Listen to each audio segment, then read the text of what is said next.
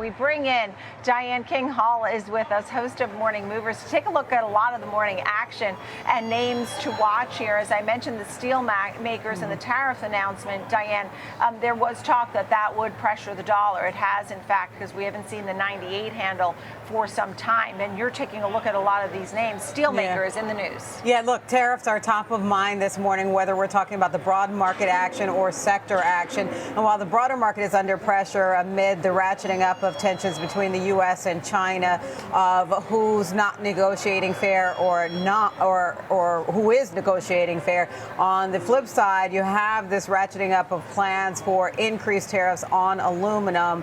That's actually boding well for certain steel companies, like you have Cleveland-Cliffs up more than 20% this morning. You've got Nucor rallying double digits. You've got Steel Dynamics rallying double digits. This comes after President Trump said that the tariffs on aluminum would be doubled to 50%. Keep in mind, they were already high at 25%. Right now, the U.S. is a net importer of steel. So, again, this is boding well for these stocks. But to be fair, Cleveland-Cliffs before today was down more than 60%. So it's got some ground to recover here.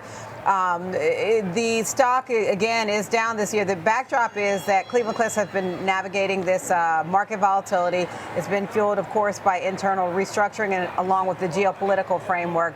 The new move with regard to President Trump announcing plans to raise tariffs on steel imports to 50%. It targets, of course, foreign producers. It's aiming, he says, to protect domestic jobs. The effective date, he says, to kick in June 4th. Now, that is a little bit unclear if it would exactly kick in on June 4th because there's been this negotiating time window. He posted on Truth Social that would come into effect.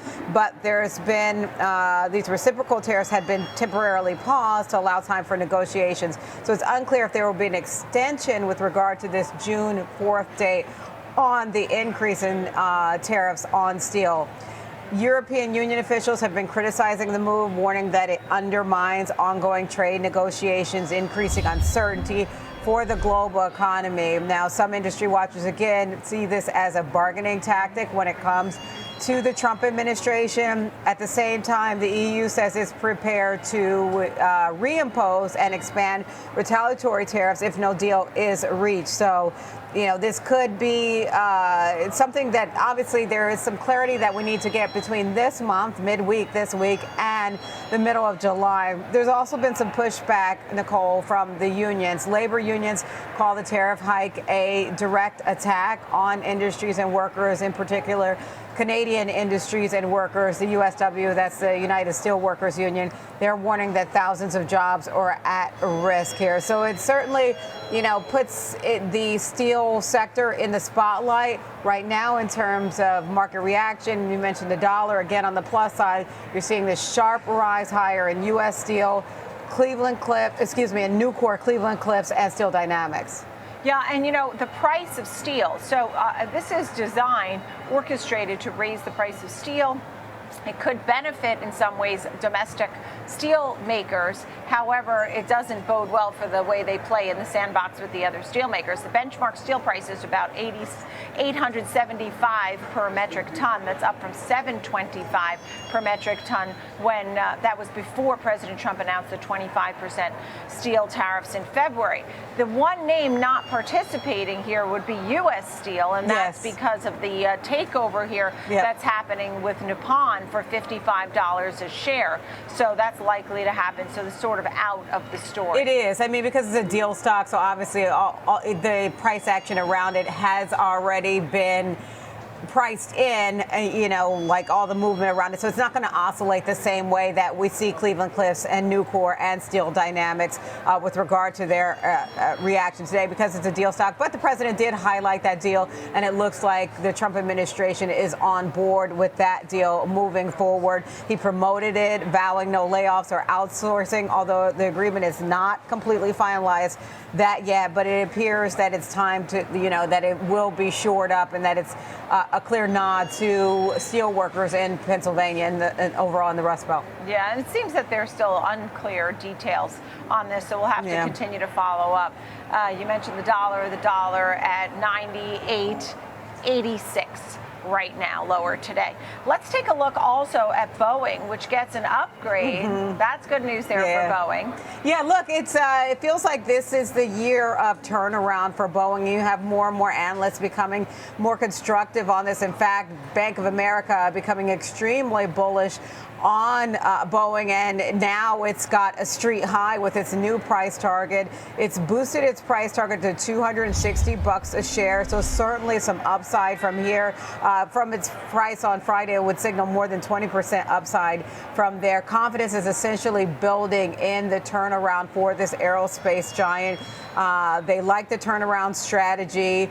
Where the share price target is now, 260, that's all the way up from 185, their previous price target. Again, a street high for Boeing. They like the shift in the turnaround narrative. They said they once likened this to a, quote, Greek tragedy, but they've seen meaningful improvement. They like the leadership that Kelly Ortberg has brought. It's credited for the progress that we've seen essentially since August. We know that Boeing had been experiencing a turbulent year last year, years-long turbulence, right? If we're going back to 2019, pre-pandemic, when it had all the troubles with its jets, and then the pandemic really caused difficulty, and then last year just added more pain to Boeing. If we go all the way back to the beginning of last year, to the labor challenges that it had, it's resolved those labor disputes, the strikes that it had. They've realigned their portfolio. This is what B of A talks about. New safety systems have put into place. And then it's not just about the stability of production and safety that's occurring here with Boeing that Bank of America sees. It's order flow, right? They have a lot of orders from key places like the UK, like the Middle East, even China. They see that as, setting, especially the order with China, setting a precedent for future global trade negotiations that essentially benefit Boeing, Nicole. All right. And last but not least, we're going to take a look at the payment space. Affirm is the only one that has a slight up arrow today, but they're not too far off the unchanged line. But you did have a call from Truist. Yeah, Truist is busy this morning looking across the fintech space. They've got a couple names they don't like and a couple a name that they do like in this current environment. They've initiated coverage of PayPal with a sell rating. They've got a $68 price target for PayPal here. They see just competitive pressure here, right? They think their branded checkout business will have challenges from Apple Pay and Shop Pay. It's so easy to use Apple Pay, so it's certainly a challenge to PayPal. It's not integrated in your phone where you can just, you're going through a turnstile at the train. You can just flash your phone. It's not the same thing as PayPal. They're also worried about some growth concerns. Their projection of growth for PayPal is less than what the Street's view is. It's a little less than half of what the Street's view is when it comes to PayPal. They think their lending business has some risk as well. They think they're expanding lending at the wrong time in this economic cycle, so they see some growth risk here because of that. They also don't like the valuation. Given where their PE is, they think it's trading really just too expensive relative to what they project their near-term earnings growth to be. And they just see better value elsewhere. If you're looking at PayPal across traditional, they see better value, for instance, in Visa and MasterCard. And again, another thing that PayPal has where some like it is that partnership with Perplexity, where you have chat-based shopping. Truist doesn't see that as being, a catalyst from it. You do have overall mixed analyst views on this one, Nicole. Yeah, and same on XYZ Block. Yep, Block. Because I see a sell rating and a buy rating on this same day, which is amazing. At the same time, people should think about XYZ Block that they're also going to launch Bitcoin payments on Square. So that's really interesting.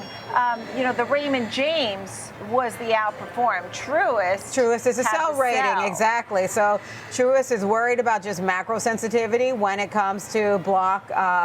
They think, look, their key businesses, of course, is they have small businesses, Square, and they have exposure there. And, you talked earlier about small caps, Nicole, so there's some risk there. And then Cash App, they actually think there's some risk there because it's focused on less affluent consumers. So they think that makes it vulnerable, especially when you think about late cycle economy. That's one of the challenges they think. And they think similar to what we saw with regard to PayPal lending risk, their lending expansion risk, they see that the same risk when it comes to Block, like the Cash App Borrow, Merchant Cash Advances, and Afterpay BNPL loans.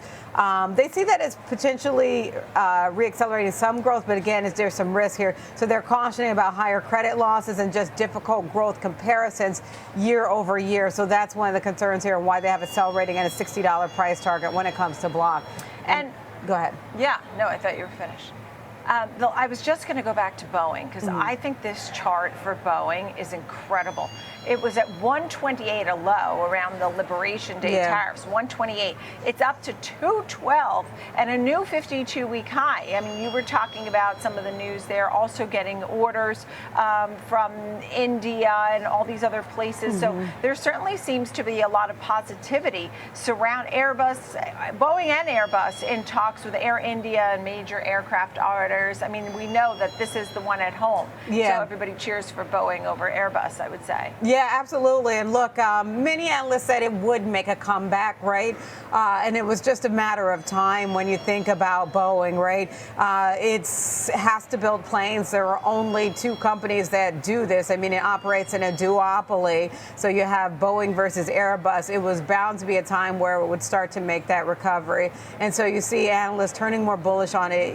You know, it's been an outperformer in the S&P 500 year to date. And it really seems to have the wind at its back with regard to that turnaround story now. And even, you know, Ginny and I were talking earlier about the 5-year chart, and she made the point that the 5-year chart obviously doesn't look as great as what we're seeing year to date.